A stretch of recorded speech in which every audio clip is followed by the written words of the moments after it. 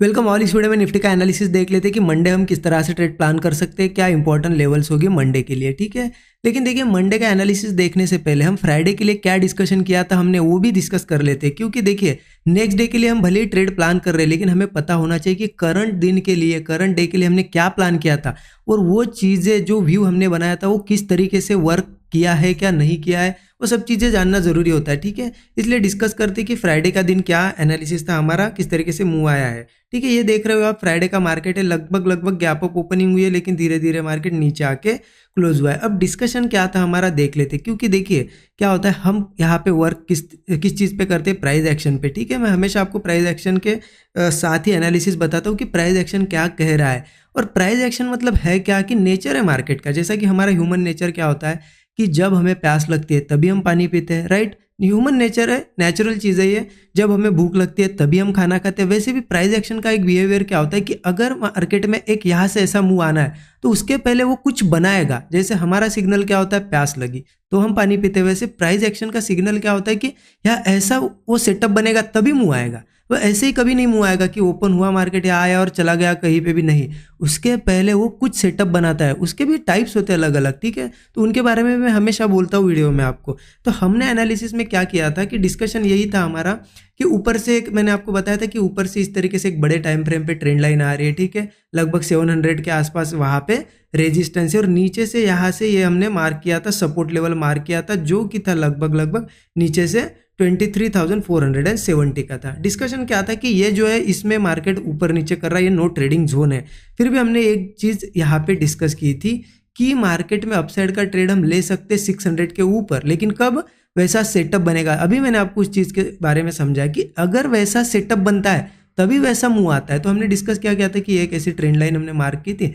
हमने देखा था कि अगर ऊपर ओपन होता है मार्केट, ठीक है, और ये 600 लेवल हमने मार्क की थी, 23,600 के ऊपर ओपन होता है और यहाँ पे ओपन होने के बाद यहाँ ऐसा कुछ कंसोलिडेशन वगैरह करके ब्रेकआउट आता है तो वो सेटअप कहलाएगा। तब उस पर हम बुलिश ट्रेड ले सकते हैं, लेकिन स्मॉल क्वांटिटी में, क्योंकि हम रेंज में। अब मार्केट ने यहाँ पे वैसा सेटअप बनाया कि देखिए मार्केट ओपन हुआ, ठीक है, नीचे आया, थोड़ा यहाँ पे ऊपर गया और फिर से नीचे आ गया। हाँ, ऊपर जाने के बाद यहाँ सस्टेन करता थोड़ी देर और एक ब्रेकआउट बनाता तो कॉल ले सकते। तो वैसा सेटअप नहीं बना तो हमें वैसा ट्रेड नहीं प्लान करना चाहिए था, क्योंकि वो सिग्नल होता है ऊपर जाएगा मार्केट, वैसा सिग्नल ही नहीं मिला हमें। फिर मार्केट देखिए धीरे धीरे क्या हुआ, नीचे आया, धीरे यहाँ पे नीचे आया और कहाँ पे आया, इस सपोर्ट लेवल पे। ये भी सपोर्ट हमने देखा था 470 का।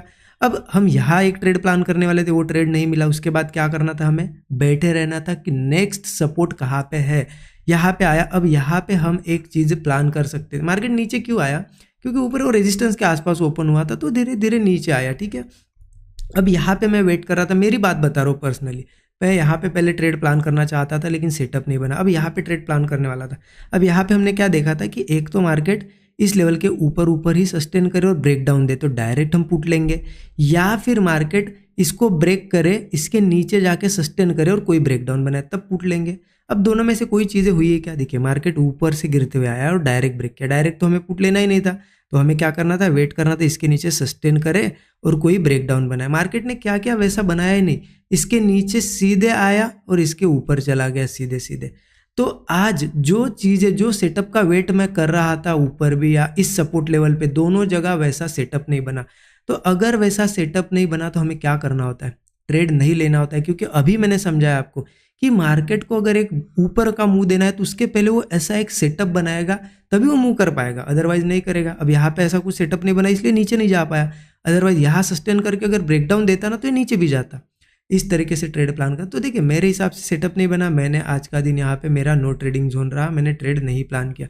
तो इस तरीके से चीज़ें करनी होती है। हमारा सेटअप बनेगा तो ट्रेड लेना है, नहीं बनेगा तो अवॉइड करना है। ठीक है, अब आपने अगर ट्रेड प्लान किया होगा या फिर अवॉइड किया तो कमेंट में ज़रूर मुझे बताइएगा। ठीक है, चलिए देखते हैं अब कि मंडे कैसे ट्रेड करना है। सब कुछ चीज़ें प्राइस एक्शन के हिसाब से ही हम देखेंगे। अब मंडे के लिए देखना है तो हमें 15 मिनट चार्ट पे चलते हैं। जैसा कि मैं 1 आवर चार्ट पे एक बार एक्सप्लेन कर देता हूँ आपको। 1 आवर चार्ट पे एक्सप्लेन अगर करूँ ना, आपको क्लियरली चीज़ें दिख रही होगी यहाँ पे कि मार्केट कहीं ना कहीं अभी भी अगर ऐसा देखा जाए, हमने यहाँ से भी अगर एक हाथ लाइन मार्क करते तो एक ऐसे रेजिस्टेंस बनाते बनाते ऊपर जा रहा है और इस तरीके से एक ब्रेकडाउन तो दिखाया था लेकिन वो नीचे नहीं जा पाया। मतलब अभी भी सपोर्ट वहाँ पे है, इस लेवल के आसपास देखिए ना सपोर्ट लेवल है। अभी भी हमें भले ऐसा चैनल दिख रहा है कि ब्रेकआउट हुआ था लेकिन मार्केट फिर ऊपर भी आया ना, अगर ये चैनल इतना स्ट्रांग होता तो ये यहाँ से नीचे जाता। तो कहीं ना कहीं इस तरीके के यहाँ पे सपोर्ट है। अब यहाँ से भी अगर मार्क करोगे ना, ऐसा दिखेगा आपको कि अभी भी है यहाँ पे सपोर्ट है, चैनल ठीक से ब्रेक नहीं हुआ है।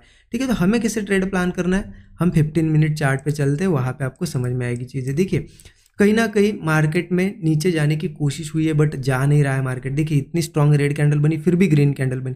अब ये इतनी बड़ी रेड कैंडल बनी, अब तो गिरना चाहिए था ना, फिर भी बायर आ गए। मतलब यहाँ कहीं ना कहीं सपोर्ट है, और वो सपोर्ट लेवल कौन सी आ जाती है, ये सपोर्ट लेवल आ जाती है, ये लो 23,400 लेवल एक सपोर्ट लेवल है।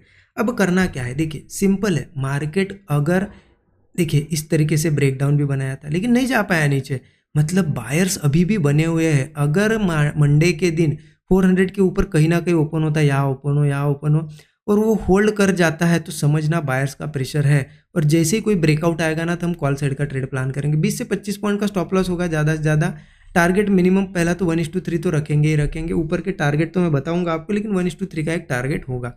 अब देखिए मार्केट नहीं फ्लैट ओपन हुआ, क्योंकि देखिए बीच में सैटरडे संडे आता है, तो मार्केट कभी गैप अप गैप डाउन करता है अच्छा खासा। तो अगर गैप अप भी हुआ तो भी ध्यान रखना हम कॉल साइड ही जाएंगे, लेकिन गैप अप के बाद ध्यान इस चीज़ का रखना है, कोई स्ट्रक्चर सेटअप बने वहाँ पे, या तो फिर यहाँ पे कंसोलिडेशन करे मार्केट, या फिर क्या करे, ऊपर थोड़ा ऊपर होने के ओपन होने के बाद थोड़ा सा रिट्रेसमेंट करे, एक हाथ सपोर्ट बनाए और ऐसा एक स्ट्रक्चर बना के ब्रेकआउट दे, तो हम कॉल ज़रूर प्लान करेंगे। स्टॉप लॉस सेम टारगेट ही 1:3 का रखेंगे, क्योंकि ऊपर रेजिस्टेंस फिर कहाँ पे, यही ये जो बड़ी एक ट्रेंड लाइन आ रही है ना, कल मैंने समझाया था आपको, वो रेजिस्टेंस आ जाएगा लगभग वो आता है 23,730। इस लेवल तक इजीली जाने की कोशिश कर सकता है मार्केट।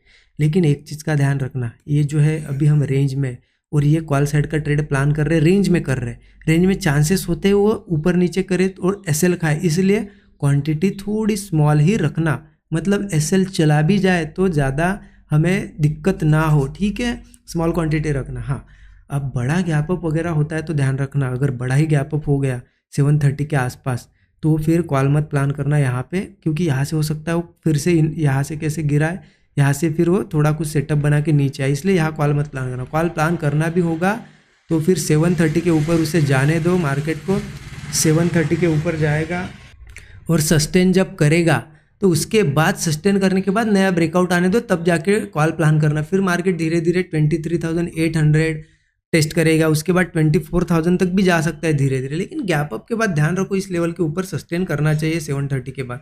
ठीक है, ओके, तो हो गई अपसाइड की बात। अब मैंने आपको बता दिया फ्लैट ओपन होता है, गैप अप ओपन होता है, तो कॉल हम प्लान कर सकते हैं। पुट कब प्लान कर सकते हैं, पुट प्लान कर सकते हैं कहीं ना कहीं 400 के नीचे। तो उसके लिए दो चीज़ है, मार्केट एक तो क्या करें, यहीं पे ओपन हो, यहीं पे कंसोलिडेट करे और ब्रेकडाउन दे, तो डायरेक्टली पुट में हम एंट्री करेंगे 23,400, फिर सीधा मार्केट 23,100 तक भी आ सकता है, धीरे धीरे आएगा, 2 दिन लगाएगा, बट ये सपोर्ट टेस्ट कर सकता है एक बार ये ब्रेक करे। हाँ, अगर वैसे नहीं होता है, यहाँ पे कंसोलिडेट नहीं भी करता है, मान लो गैप डाउन हो जाए यहाँ पे, या फिर यहाँ से सीधा ही चला है, या गैप डाउन हो जाए, तो वेट करो, इसके नीचे थोड़ा उसे होल्ड करने दो, सस्टेन करने दो, ब्रेकडाउन बनाने दो फ्रेश, तब पुट लेना। ठीक है, ये टारगेट्स होंगे, या फिर 20 से 25 पॉइंट का स्टॉप लॉस रखना, मिनिमम 1:3 टारगेट आ जाए तो आप निकल सकते हो। ठीक है, इतना ध्यान रखना, क्योंकि क्या होता है ना, अब यहाँ से आएगा मार्केट, गिरते जाएगा, आपको लगेगा 23,400 ब्रेक हो गया, यहाँ पे पुट लेते, यही तो सबसे बड़ी गलती है। एक तो इसके ऊपर होल्ड करने दो, होल्ड करेगा इसका मतलब यहाँ पे एक्यूमुलेशन हो रहा है, जैसे एक्यूमुलेशन होगा और ब्रेकडाउन आएगा तो यहाँ पे जितने एसएल हो गए वो कटेंगे, तो मार्केट तेजी से जाएगा नीचे। या फिर क्या होगा, मार्केट एक बार अगर इस लेवल के नीचे आ गया, नीचे आने के बाद वो सस्टेन कर रहा है, इसका मतलब क्या हुआ कि सपोर्ट ब्रेक हुआ है, अभी होल्ड कर रहा है यहाँ पे, तो नए ब्रेकआउट पे यहाँ पे पुट प्लान करना होता है। इस तरीके से देखिए सेटअप बनने दो, उसके बाद ही ट्रेड प्लान करना। आप बिना सेटअप के कर लेते हो और फिर कहते हो कि अब मैंने तो सही लिया था, लेवल के नीचे भी गया लेकिन चला क्यों नहीं ट्रेड, क्योंकि आपने उस सेटअप का वेट नहीं किया। ठीक है, इस तरीके से चीज़ें फॉलो करना है। तो मैंने आपको नीचे का भी बता दिया, ये लेवल है, ऊपर इन लेवल्स तक जा सकता है, 400 लेवल बहुत